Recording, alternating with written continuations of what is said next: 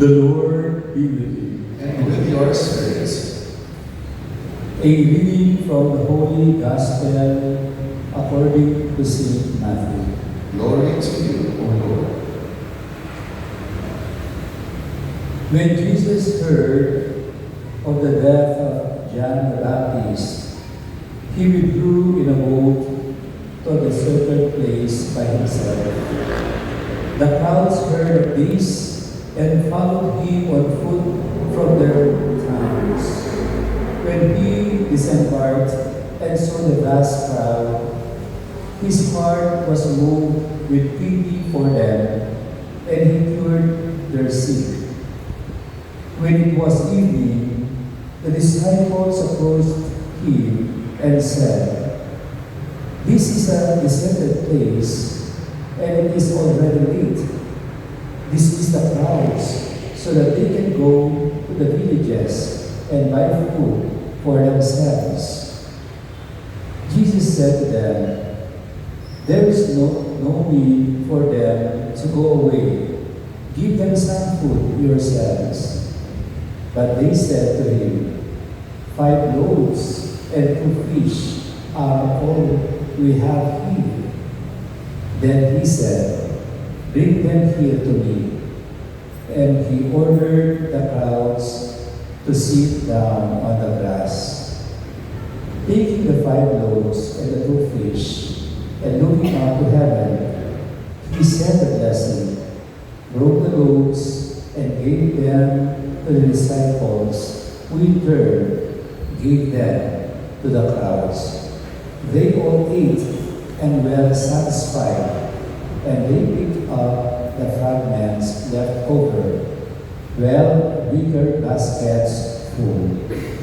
Those who ate were about 5,000 men, not counting women and children. The Gospel of the Lord. Praise to you, Lord Jesus Christ. Let us be seated.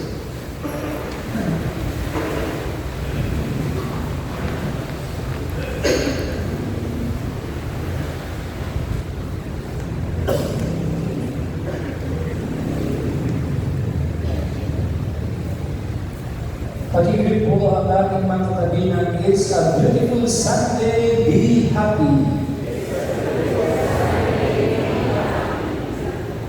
So today we are on the 18th Sunday in Ordinary Time. Ngayon din po palang linggo nito ay St. John Maria Vianney Sunday. St. John Maria Vianney is the patron saint of the priest and the parish priest. Kaya pwede mo pinigit ang inyong mga kilalang pari na Happy Feast Day, Father. Especially on August 4, yun po talaga yung araw ng kanyang pisahan.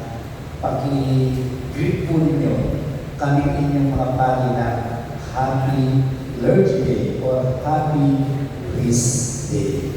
So I'm inviting all of you on Tuesday.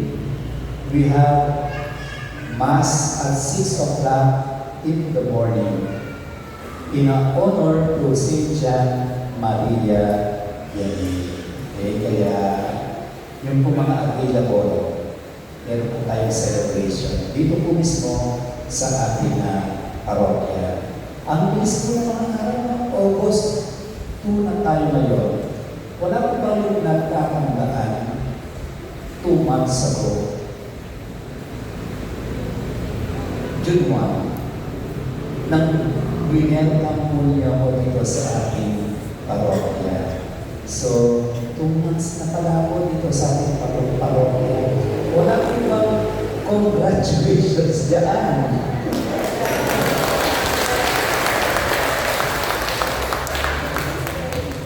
Kung kumustahin po niyo ako sa loob ng 2 buwan na stay ko dito, siyempre isa lang ang sagot ko dyan. Masaya po ako na ako ang parish priest dito sa parokya ng Santo Cristo. Ewan ko lang po sa inyo. Kamusta po kayo? Masaya po ba kayo na ako ang inyong Paris Priest? Well, maniwala. Wala naman po yung choice. Dahil ako po talaga itinalaga ng ating mahalong mister ng dala para maging inyong Paris Priest. And siyempre, dahil rin yan sa plano ng Diyos. Amen? Kaya, pwede po bang pasalamatan natin ang Diyos sa lahat ng pagiyayang ipinagkaloob niya sa atin, lalo-lalo na sa pagkata talaga niya sa atin dito bilang inyong Paris Priest. Palakpakan mo natin.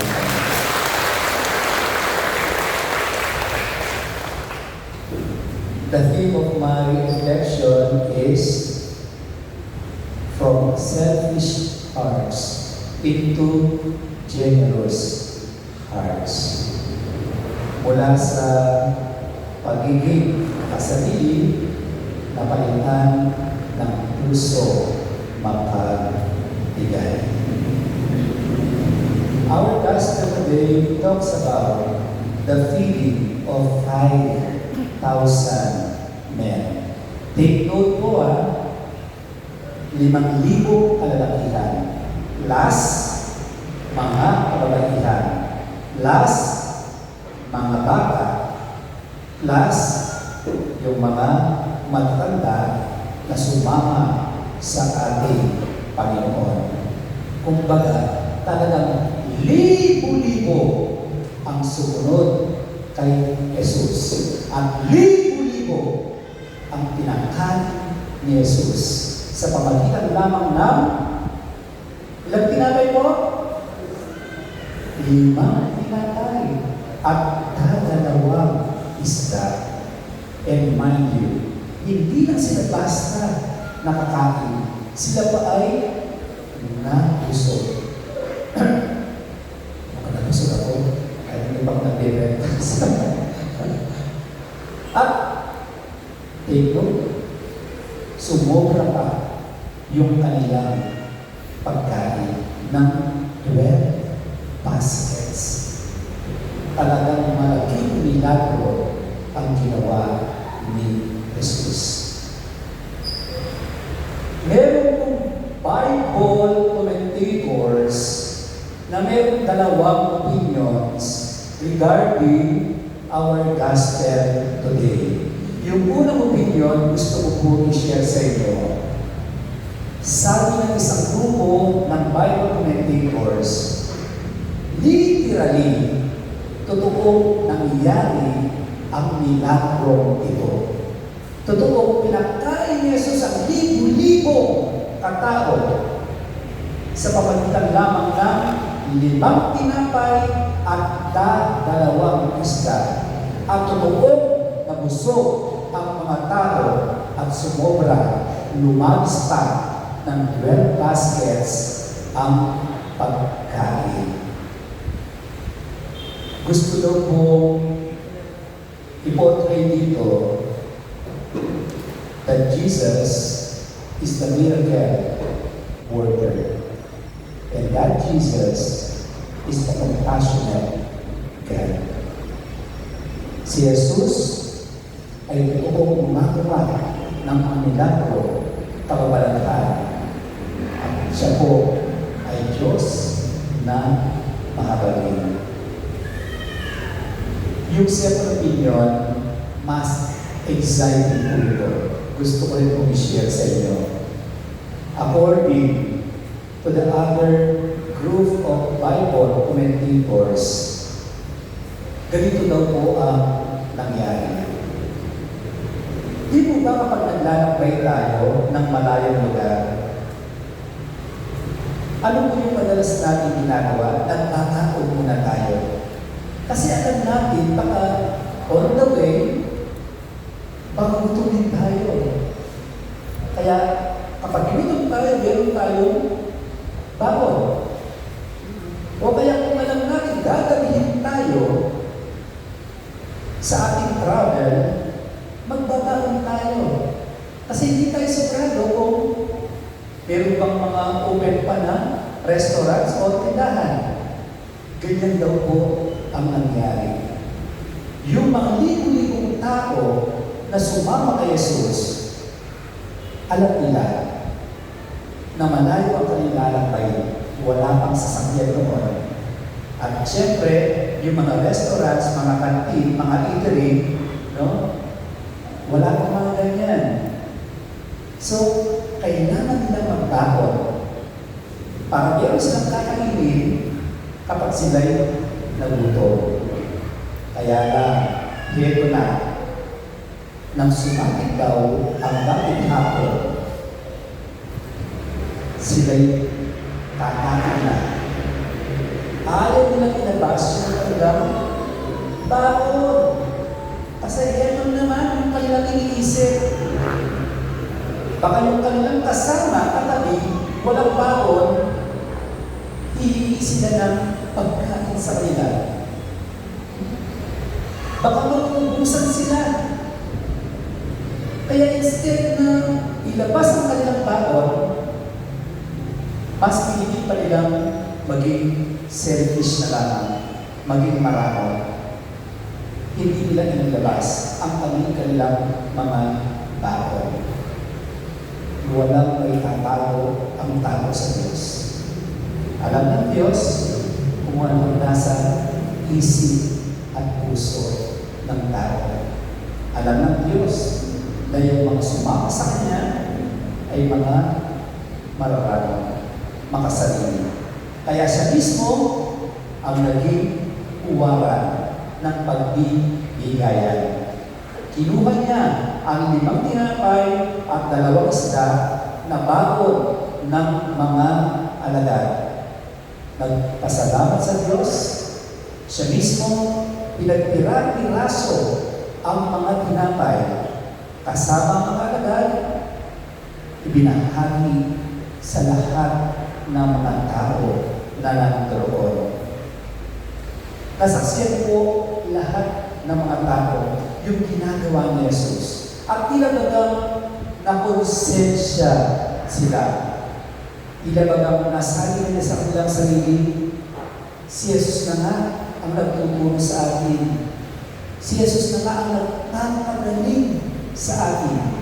Siya pa kayon ang unang nagbibigay ng pagkain sa atin. At dahil doon, isa-isa sa kanila, inilabas nila ang kanilang baon. At sila mismo, natuto sila kay Jesus. Ibinahagi nila ang kanilang baon sa kanilang mga kasama. At dahil sa pagbibigayan ng bawat isa, nagkaroon ng malaking milagro. Sila lahat ay nabusog at sumobra pa ng 12 baskets na pagkain ang lahat ng kanilang kinain. Jesus changed the hearts of the people from selfishness into generous hearts. There is a miracle in sharing. Iyan po ang malaking milagro na ginawa ni Jesus. And that is according to the second opinion of the Bible commentators.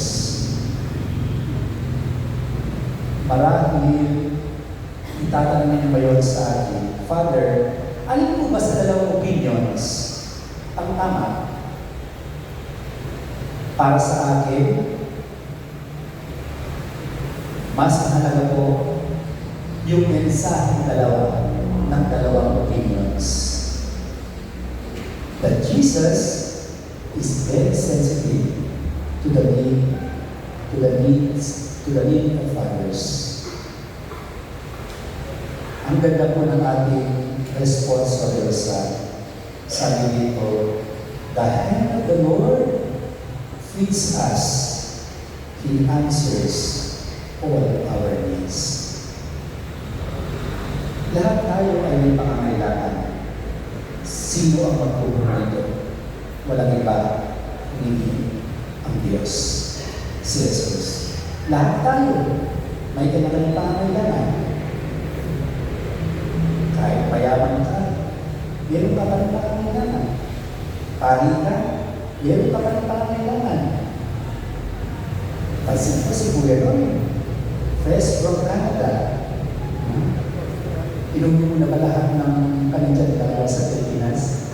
Kuya Roy, kahit kasi mayaman ka ni Kuya Roy, meron ka pa rin pangangailangan. Tama, Kuya Roy? Oo, maraming pangangailangan. Kuya July, kahit may man sa bahay yan, meron pa rin pangangailangan.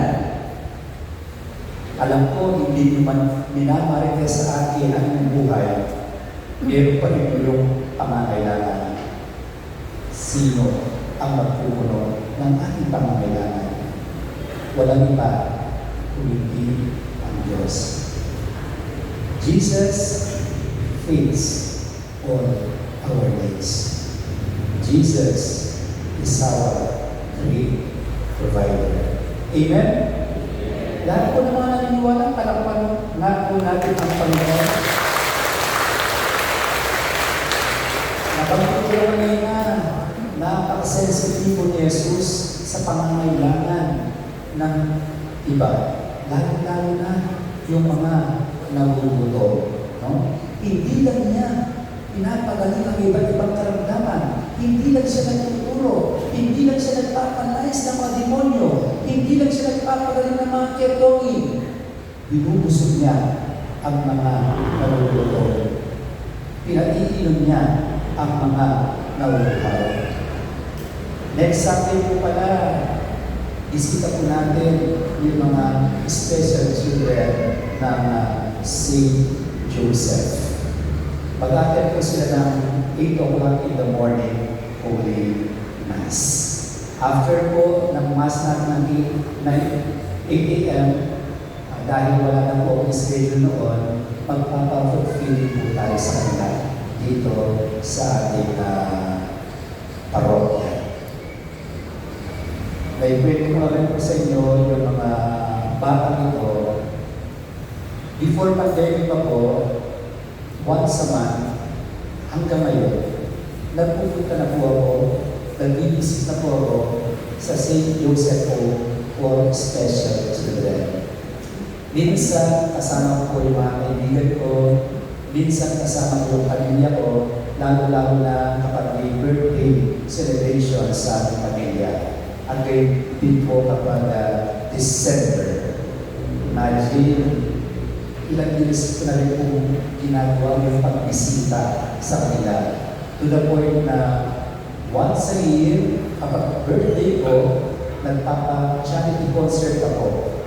Yung proceeds, may bigay ko po sa mga special children, particularly sa kanilang project na St. Joseph Home for the Elderly. Alam ko niyo kapag nandun ako sa St. Joseph, yung nakikita ko community, tumatawa ang mga bata, nakakasaya ko sila. Ibang saya yung aking nararamdaman. Yung sayang walang katumbas ng halaga. Kapag kumakain ko yung mga bata, kitang-kita ko, sarap na sarap sila, super yummy food na kanilang kinakain, kahit medyo hindi naman. No? Napakasarap ng aking pakiramdam. Kaya naniniwala ako doon sa inspirational quote na ang pinakamasayang tao sa mundo ay hindi yung mga tao tumatanggap, kung hindi yung mga tao nagbibigay. Hindi ko alam kung naranasan nila yan. Yung nagbigay ka, tapos overwhelming yung pakiramdam mo. Kapag nasa kanila po ako, kahit sobrang pagod ako, feeling ko, parang nasa heaven ako. Isa po sa mga values na aking natutunan sa aking mga magulang nung nabubuhay pa sila, ito po yung maging mapagbigay. Bata pa lang po ako, nung magulang na magkaroon na po ako ng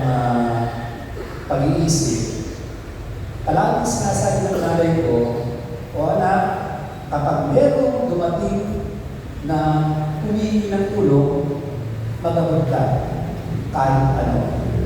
Kaya hindi po kami nawawalan ng bigas sa bahay.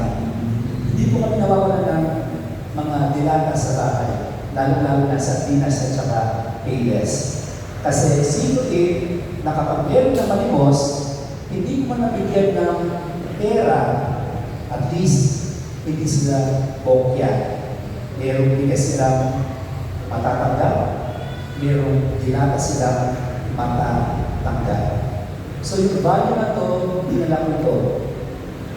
Habang ako ay lumalaki, hanggang sa pumasok sa seminaryo, hanggang sa ako ay makapagpari. Meron po sa Tarlac City na isang barangay, halos mga indigents doon, talagang kami ng aking pamilya, every December, talagang ginagawa namin sa aming bahay o kaya sa aking parokya para magpapag-feeling sa kanila at bahaginan ng konting biyaya. Kinukwento ko ito, hindi dahil sa mayaman si Father, hindi po kami mayaman na pamilya, at hindi rin po ako mayaman na pare. Mayaman po siguro ko sa kaibigan. No? Pero ang totoo, simula sa mga magulang ko, naging sensitibo po ako sa pangangailangan. Lalo-lalo na ng mga less fortunate ones. Gusto ko lang po i-kwento sa inyo na ako po yung pare na hindi nawawala ng pera sa bulsa. Hindi po ako nawawala ng pera sa bulsa. Kasi hindi ko maaning sarili ko saan man ako naroon, parokya man, 7-Eleven, sa mall man, sa palengke man, sa daan man, no? Kapag may humingi ng tulong sa akin, hindi ako nagdadalawang isip ng magbigay, pag-abot, ng kahit konting tulong. Hindi man pera, at least kung meron man akong tinapay, yan, kaya. One time, tinapay ako sa 7-Eleven, bumili ako ng siopaw, soft drinks. Bigla, nilapitan ako ng isang bago na namanimos. Kakaibig ko na lamang, inibot ko pa sa kanya. Sabi ko sa sarili ko, hindi pera pa naman ako. Kaya pang bumili ng isa, dalawa. Kinukwento ko ito, hindi dahil sa si Father ay mayaman. Paging sensitibo lang tayo sa pangangailangan ng ating kapwa. Kaya sabi ko nga, yung parokya natin, malaking blessing ito sa atin. Kasi nung ako'y nakasay po sa ibang parokya, nagagawa ko rin po yung mga ginagawa ko dito. No?